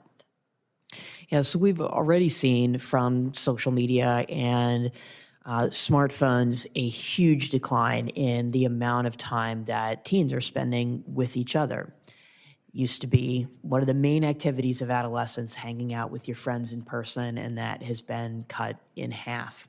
They're not going out with their friends, they're not going to parties, they're not doing any of these things. And now we're seeing that extend into childhood as well, with the time on the iPad, and then we will, I think, continue to see that if these types of AI toys become popular as well, if they end up replacing those friendships of children. Before my time runs out, this will give you gems the longer you play with this. So every day they reward you. And so they give you these little gems to stay with them. Talk about what you're talking about, but then carry this over to the addictive nature, the intentionally addictive nature of this. Right. I mean, whether you're talking about toys or the AI companion apps, all of those things increase what they call engagement, what other people would call addiction. So they have the rewards, the gems, all of those things push toward spending more time with the toy, and thus often less time with friends in person, less time talking to family, the things that are so developmentally essential. And then safety by design. This is something we have talked about with COSA, and the importance of having these social media platforms and these AI platforms work on safety by design. Why is that important? So all the things that we've been discussing in terms of these negative outcomes that we see in terms of academic performance, in terms of mental health, we have seen the results of this national experiment on our children and on our teens, and it has been a disaster, and we can do better. Thank you very much. Thank you to each of you for being here. Senator Markey, you're recognized. Thank you, Madam Chair. Good morning to everyone. And I'm glad that the Senate Commerce Committee is holding today's hearing on screen time's impact on the young people of our nation. I just want to correct one thing that the chairman said in his opening statement, just following up on what Senator Lujan said. The chairman asserted that the Biden FCC expanded the E-rate program to enable, quote, unsupervised internet access in students' homes. That is incorrect. Under the Children's Internet Protection Act, all E-rate recipients, including those who purchased Wi-Fi hotspots for students using E-rate dollars, are required to have an internet safety plan that monitors the online activities of minors and to implement filters to block obscene and harmful content. The E-rate hotspots program was a responsible, carefully crafted effort to ensure that low-income students, had the same opportunities as their wealthier classmates. It's a program that illustrates my approach to technology during my entire career. Technology can be a force for good in children's lives, but only if its benefits reach all kids and only if we put strong guardrails in place to protect them from harm. In this way, there is a Dickensian quality to the internet. It is the best of technologies and the worst of technologies at the same time. It can enable, it can ennoble, it can degrade, it can debase. We want the benefits, we want to limit the harms. And that's why during the 1990s, at the dawn of the internet age, when I was the chairman, I authored the laws to both close the digital divide for students by ensuring every school and library had access to the internet. That's the E-rate, which I built into the 1996 Telecommunications Act, and then the Children's Online Privacy Protection Act, which remains the only federal online protection for children. Access to the internet went hand in hand with online protections. So Dr. Radesky, do you agree that technology can have benefits for students, but it must include critical safeguards as well? Absolutely. So technology has changed a lot since the 1990s, but of course, we anticipated all of this. There's nothing new. These are the hearings that we had in the 90s. Bad people are going to try to do bad things, and good people have to be empowered to do the good things. So this hearing was held in the 1990s. I chaired it in terms of all the terrible things that can happen online to kids. Otherwise, we couldn't have got that law passed. But back then, only birds tweeted, and TikTok was just a noise that a clock made, and no one had any idea what this internet thing was going to be that got unleashed by those laws. So today, social media platforms collect massive amounts of personal information on their young users to serve them the most convincing ads possible. And those targeted ads are big business for big tech. In 2022, the major big tech platforms earned nearly $11 billion from US users under the age of 18. By 2026, that number is exponentially bigger. And that's why I've been fighting to pass my Children and Teens Online Privacy Protection Act, or COPPA 2.0, which would ban targeted advertising to children, increase the age to 16, and have other protections that are built in to modernize COPPA's protections. And I'm proud this committee unanimously advanced COPPA 2.0 last year, and I'm hopeful that the House will take up the strong bipartisan language in that bill. So I want to turn to a technology that poses new risks to kids, AI chatbots. Tens of millions of teens across the country are using AI chatbots to answer questions, find companionship, practice social skills. And although AI chatbots may have some benefits, I'm deeply concerned that big tech companies will implement the same profitable exploitative formula to AI chatbots as they have done with social media. AI chatbots can simulate real relationships and emotional bonds with teen users, encouraging them to rely on technology for social and emotional needs and spend hours every day talking to the chatbots. More addictive algorithms, more manipulative design, more relentless data collection. To each of the panelists, yes or no, do you agree that AI chatbots pose new and unique risks to young people? Yes or no? Yes. Yes. Yes. Mr. Horvath? Yes, sir. Yes. I completely agree. If we have learned anything over the past decade, it's that big tech companies have no problem exploiting our kids to make a buck. We cannot allow AI companies to treat children as collateral damage to their reckless race to dominate AI. And that's why I am working on new legislation to confront the harms posed by AI chat bots.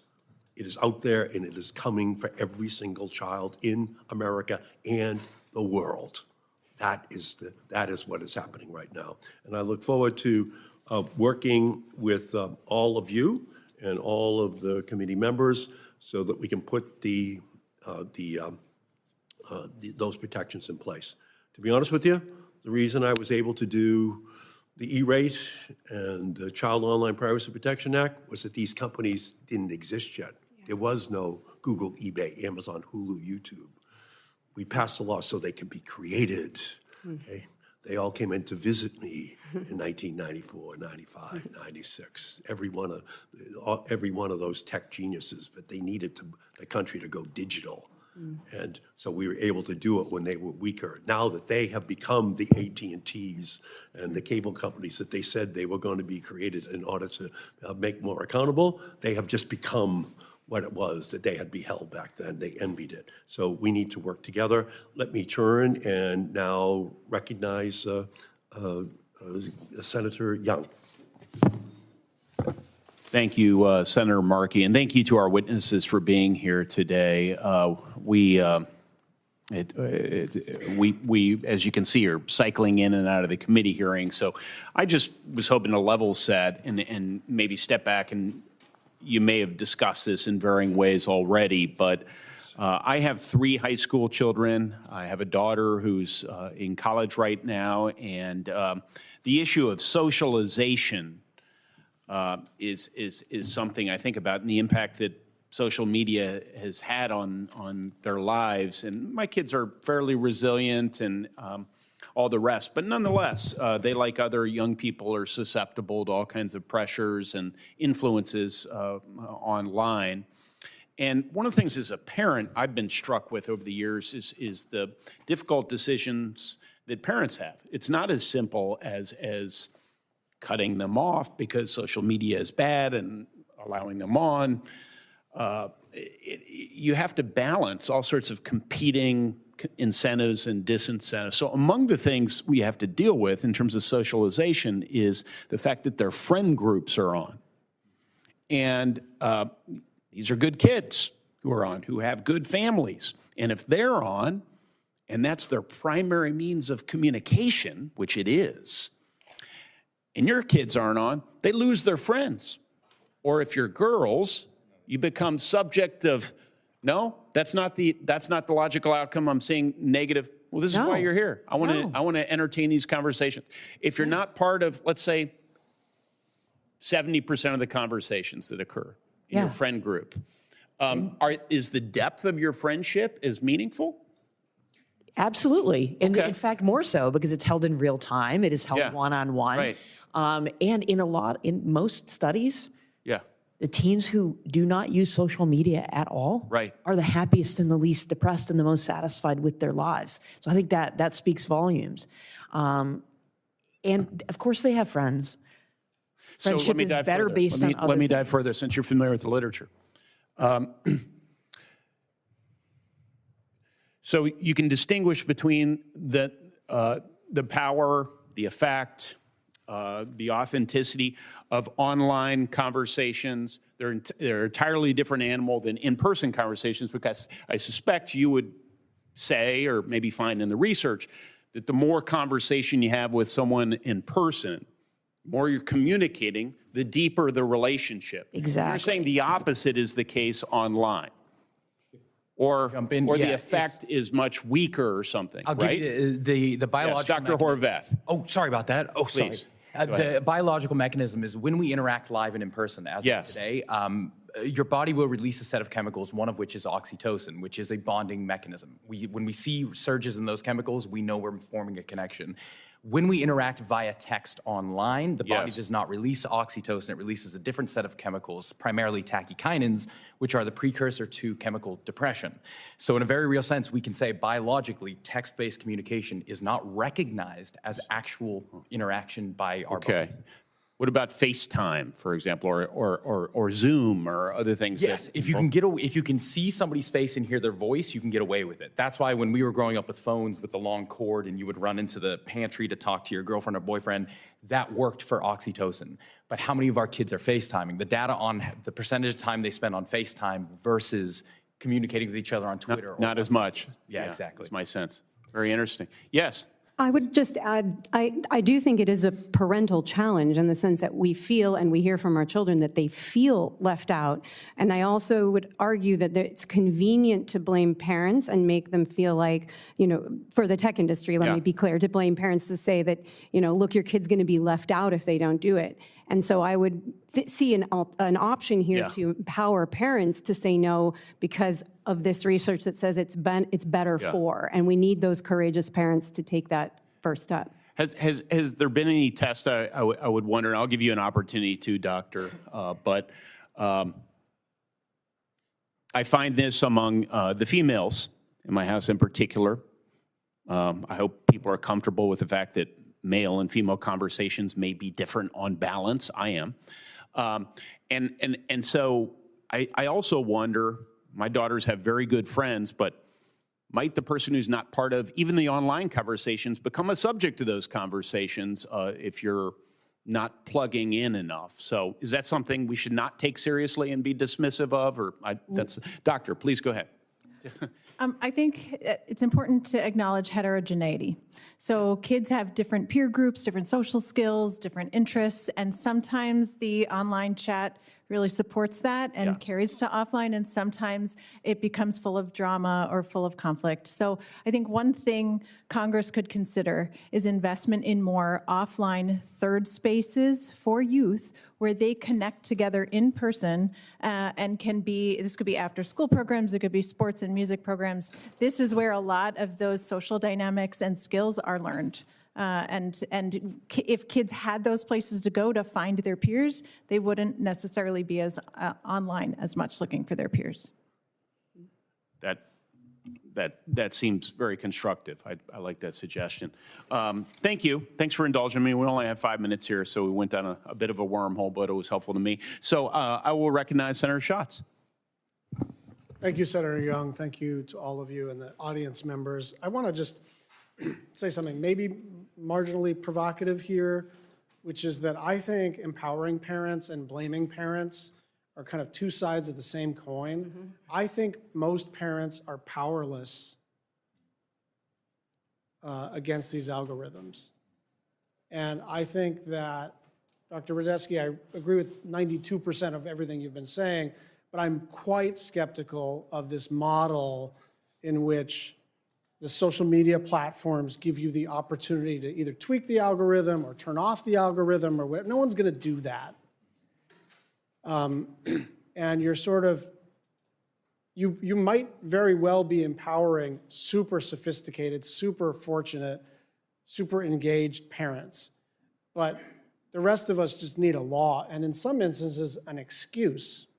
Yeah. And to the extent that there's FOMO among kids, adults too, who are not in the text string or the signal string or the DM or the snap or whatever it is, to the extent that it's impermissible, then people will find other ways. And my view is, yes, we should have after-school programs, they should be subsidized, all the rest of it.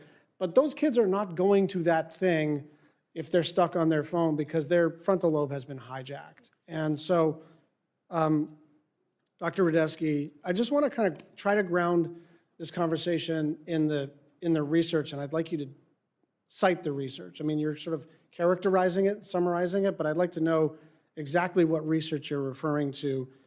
What does the research show about algorithmic feeds that maximize user engagement, and why are kids uniquely impacted by this? So a lot of the research has been done by the platforms. So it is not available for external researchers to look at. But there was an interesting convening. So this was published last year by Cunningham, where there were academics and people who worked for platforms who got together to think of how to create better feeds. So they were reviewing the research on how engagement-based feeds compared to, say, a chronologic feed. And so they had all this internal research that they reviewed and cited in this publication, which I can share with your staff, about how engagement-based ranking leads to more time online, right? Which is one thing we're talking about with displacement of healthy behaviors. It also leads to more amplification of emotions. And we know that kids' brains in the teenage years are so sensitive to emotional arousal. So if you had an engagement-based feed, the users of that feed can experience much more intense anger, happiness, and stress. And so that can lead to more compulsive use. And that's why the bill that's bipartisan, that's co-sponsored by the chairman, the Kids Off Social Media Act, I think the headline about COSMA is the 13-year-old threshold. Arguably, the more powerful aspect of COSMA is the banning of the algorithmic feed for kids who are permitted to be on social between 13 and 18. And so my own judgment is we're never going to prevent, we can't turn back the clock completely. There are use cases for social media that are beneficial or at least entertaining. And if not affirmatively good for your life, more in the category of Saturday morning cartoons, like your mom comes in and says, you're going to rot your brain, but they don't actually mean you're going to rot your brain in the same way that we mean it now. Mm-hmm. And so I think banning the algorithmic feed for kids who are not yet fully developed is a very powerful tool. Dr. Twenge, I kind of wanted to drill down on a specific question about schools. I think we should have a bell-to-bell ban. And I think that there are people on the left who don't love the idea of these, on the left and the right, who don't love the idea of a federal mandate. But honestly, everybody's a federalist or not, depending on what kind of objective you have. And to the extent that this is a societal emergency, I just wanted you to talk through, we have in COSMA a social media ban during school hours, right? Using E-rate, it's sort of very narrow. My judgment is like what Senator Hickenlooper said, which is like, we should just rip off the Band-Aid and not make this like Rube Goldberg machine where we think we're gonna kind of thread the needle and still allow. The problem is there are beneficial use cases and there are, idiosyncratic emergency situations for individual kids where they'd have to work around it if they don't have a phone on them, right? And yet, we're talking about population-wide questions, and in my view, a federal question of a whole society that is basically unable to interact like we've always been able to interact, and by the way, learn like we've always been able to learn. And I'm just wondering, where do you land on, should it be bell-to-bell? Should we just ban social? What do you think we should do, and what does the data say? I'm over time, so be quick. Yeah, so the bell-to-bell is absolutely the way to go. So yes, great idea to say no social media, but then what happens? Then there's going to be some other distraction. Oh, let's watch Netflix on the device, or we're all sitting at lunch, but we're all staring at our phones, texting each other instead of talking to each other face to face. So those devices are distracting, and yes, social media is one of the reasons for that, but they are distracting, period, during the school day, and that bell-to-bell ban is the way to go. Just one final thought. You're getting to it, right? Which is social media is particularly terrible for children. But like having all the world's information in your phone is probably not a great way to like lock in when it comes to learning algebra or American history. And so putting the damn thing away and making sure that no other kid has access to it is absolutely essential. Senator Kim. Thank you, Senator Schatz. Thank you all for coming out here. It's very, very interesting. I guess I'm trying to think through and process some of what you've talked about and try to understand if there are any differentiations with the different types of features of social media. So I'm Dr. Twenge. I guess I'd like to just start with you. I mean, like there are, different features here. There's the algorithmic driven feeds, the endless scrolling, social comparison mechanisms. Is there a prioritization there in your mindset of the things that are doing the most harm? I'm just trying to get a sense of the ecosystem there and whether or not I should be thinking about these different features differently or individually, and if that helps at all kind of understand the different impacts that it's making. So a lot of these things do work together. So it's difficult to separate them completely or to put a number on, which or ranking of which is the worst. But certainly anything that increases the time spent is going to displace time sleeping, time reading a book, exercising, spending time with others in person. So that's going to be the algorithmic feed, for example. Notifications, gamification, any of those features that are going to push time spent are absolutely going to be on that list of harm. But there's many others too. You mentioned social comparison, of trying to strive to have that perfect body that everybody seems to have on Instagram, that even a lot of adults say, hey, isn't it striking that everybody is always on vacation on Facebook? And it just seems like everyone else's life is so much more glamorous than cyberbullying, body image issues, unknown adults contacting minors. I mean, one of the reasons I became so convinced that smartphones and social media were behind the adolescent mental health crisis is there are so many possible mechanisms. Yeah. No, and as you said, I mean, some of it is about time spent, some of it is about potentially inappropriate content or content that can be emotionally disruptive. Others is about interacting with other people online and how that, I see it even within adults of just how it changes the way we might talk to people in person if we get used to talking to somebody that we think is more anonymized or that we have less repercussions back towards us. Dr. Radesky, I mean, I guess I'd like to bring you in here on this. I have an 8-year-old and a 10-year-old. And I've been hearing some of my colleagues talk about they have kids at other ages. And I'm trying to think through, like, am I thinking about 8-year-olds and 10-year-olds differently than 16-year-olds and 18-year-olds? Like, just help me kind of understand. Like, we talk about youth, kids writ large, but does it impact the different stages differently? Yes, I'm glad you brought up the developmental differences. So when you're 8 or 10, you're still in a pretty logical and rule-based part of your cognitive development. Yeah. Sorry. You know some rules. You may not follow your parents' rules. I see. But you're more concrete in your thinking. So studies have shown that when 8 or 9 or 10-year-olds start social media accounts, they get over-focused on those concrete like counts or friend counts. So they may want to accumulate lots of friends, not knowing that those friends are child predators. So that is why it's very developmentally inappropriate for kids under 13. A couple of studies show to be on social media.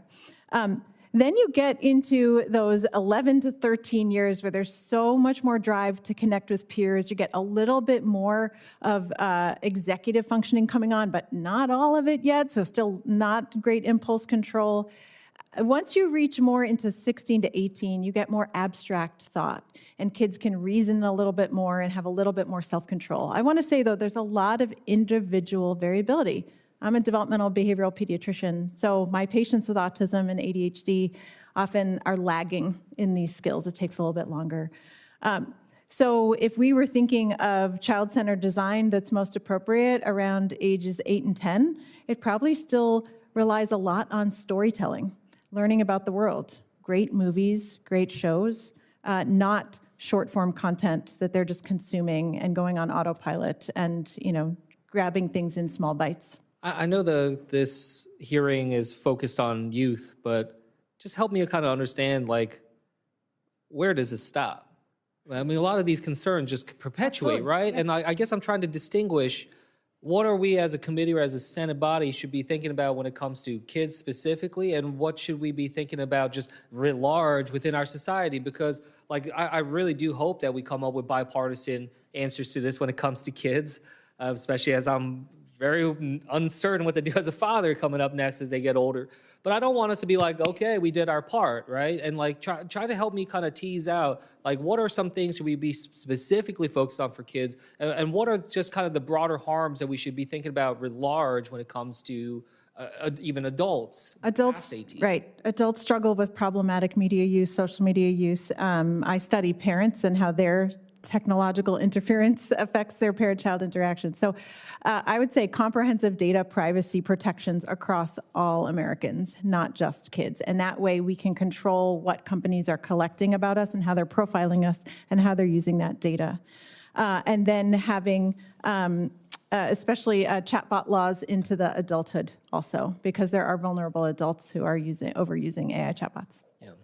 Well, look, you all answered a lot of questions from a lot of my colleagues, so thank you so much for your attention to this. I'm sure we'll have more follow-up, but so much here. I hope you all take away and the American people take away, there is real bipartisan focus and interest on this, and I think a lot of urgency as well on the matter. So since I'm the last one here, I just want to thank all the witnesses for their testimonies here.